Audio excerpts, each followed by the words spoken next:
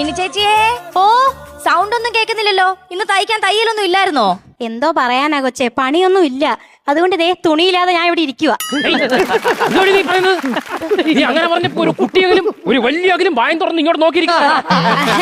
മോളെ, ചേച്ചി എന്താ പറഞ്ഞെന്നറിയോ?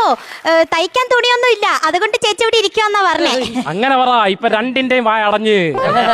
മനുഷ്യ, നിങ്ങള് ഇന്ന് ഷുഗറിന്റെ മരുന്ന് കഴിച്ചാ? പ്രഷറിന്റെ മരുന്ന് കഴിച്ചാ? കൊളസ്ട്രോൾ എത്രയാന്ന് അറിയാലോ? എടി, ഇതൊന്നും എന്റെ കൂടെയുള്ള സ്നേഹം കൊണ്ട് നീ ചോദിക്കല്ല എന്ന് എനിക്കറിയാം. ഈ അസുഖമൊക്കെ എനിക്കുണ്ടെന്ന് ഈ നാട്ടുകാരെ നിനക്ക് കേൾപ്പിക്കണം, അതല്ലേടി? അത് തന്നെ. എന്നാ അതൊന്ന് പതുക്കെ പറഞ്ഞൂടെ? അതൊക്കെ പോട്ടെ. ഇന്നലെ രാത്രി 12 മണിക്ക് ശേഷം നീ നിന്റെ നെറ്റ് ഓൺ ആക്കിയിട്ടല്ലേ? ഓണാക്കിയിട്ട്. എടി, നിന്റെ ഫേസ്ബുക്കിലെ നോട്ടിഫിക്കേഷന് മണിയടിച്ചപ്പം ഞാൻ ദീപാരാധന തുടങ്ങിയെന്നും പറഞ്ഞ് 12 മണിക്ക് എഴുന്നേറ്റ് നിന്ന് തൊഴുത് ആരാണ് ഈ രാത്രി ഇത്രയും മെസ്സേജ് നിനക്ക് അയക്കുന്നത്? ഈ മനുഷ്യന്റെ മുടി